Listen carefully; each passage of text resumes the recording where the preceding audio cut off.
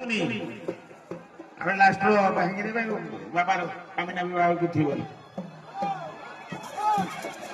କୁହ ବାବା ଚନ୍ଦନେଶ୍ୱରଙ୍କୁ ଧ୍ୟାନ କରି କରିଦିଅ। ବାବା ଚନ୍ଦନେଶ୍ୱରଙ୍କୁ ଧ୍ୟାନ କରି ମା ଦୁର୍ଗା ଦେବୀଙ୍କୁ ଧ୍ୟାନ କରି ହର ହର ମହାଦେବ। ପାଣି ଆଣିବା ପାଇଁ ଯାଇଥିଲେ କାହିଁ ନୀଳ ପୋଖରୀରୁ କାହିଁ ସେ ଭକ୍ତ ମାନେ କାହାନ୍ତି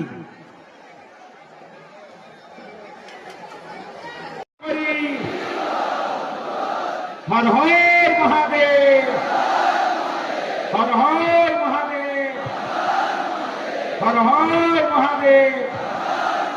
ସମସ୍ତେ ହାତ ଟେକି ଦିଅନ୍ତୁ ଅଙ୍କ ଉପରକୁ ହାତ କରତାଳି ନେଇ କାହିଁ ମଝିରେ କେହି ଟେକୁନାହାନ୍ତି ସେଠି ଅର୍ଘ ପାଣି ପରେ ପଡିବ ଯୋଉମାନେ ହାତ ଟେକି ଯୋଉ ଜାଗାରେ ପଡିବ ବାବାଙ୍କୁ ଟିକେ ମାନେ କାୟମନ ବାକ୍ୟରେ ଟିକେ ନିଜକୁ ଉତ୍ସର୍ଗ କରିବେନି ତାଙ୍କ ପାଖରେ। ଆପଣ ମାନେ ଭକ୍ତ ପ୍ରତି ମୁହୂର୍ତ୍ତରେ ବାବାଙ୍କର ସେଇ ହରିଧ୍ୱନି ଦେବା କଥା ଏବଂ ଆରମ୍ଭ କରି ସମସ୍ତେ ପ୍ରତି ମୁହୂର୍ତ୍ତରେ ଖବର ରଖୁଛନ୍ତି କଣ ଘଟୁଛି ନ ଘଟୁଛି। ଆମର ଆରକ୍ଷୀ ଅଧୀକ୍ଷକ ସେ ମଧ୍ୟ ଖବର ରଖୁଛନ୍ତି, ଏସଡିପିଓ ସାର୍ ସେ ମଧ୍ୟ ଖବର ରଖୁଛନ୍ତି, ଏଡିସନାଲ ଏସପି ସମସ୍ତେ ତତ୍ପର ହେଇ ରଖିଛନ୍ତି କୌଣସି ପ୍ରକାର ଅଘଟନ ନ ଘଟୁ। ବାବାଙ୍କର ଆଶୀର୍ବାଦ ପରେ ଶ୍ରୀଚରଣାବିନ୍ଦରେ ଆମେ ପ୍ରଣତି ଜଣାଇବା। ଆଜ୍ଞା ଆଣିଲା ପରେ ସେଠାରୁ ଆଜ୍ଞା ଆଣିକି ଆପଣ ମାନଙ୍କୁ ସେମାନେ ଅର୍ଘ ପାଣି ଦେବେ।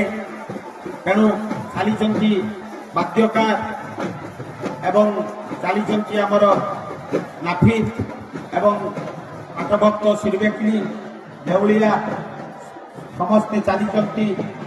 ଆପଣମାନେ ସେମାନଙ୍କୁ ରାସ୍ତା ଛାଡ଼ି ଦିଅନ୍ତୁ ଏବଂ ଟିକେ କଥା ଭଲଣ୍ଟିୟର ଭକ୍ତ ଯେଉଁମାନେ ସେଠି ଅର୍ଘ ଆମର ନାଟ୍ୟ ମନ୍ଦିରରେ ଯାତ୍ରା ପଡ଼ିଲା ପରେ ଭଲଣ୍ଟିୟର ଭକ୍ତ ମୁଖ୍ୟ ଇଏକୁ ଆପଣମାନେ ଚାଲି ଆସିବେ, ମୁଖ୍ୟ ଗେଟ୍ ପାଖକୁ ଚାଲି ଆସିବେ। ଭଲଣ୍ଟିୟର ଭକ୍ତ ନାଟ୍ୟ ମନ୍ଦିରରେ ବେତଡ଼ା ପଡ଼ିଲା ପରେ ଯଥାଶୀଘ୍ର ଆସି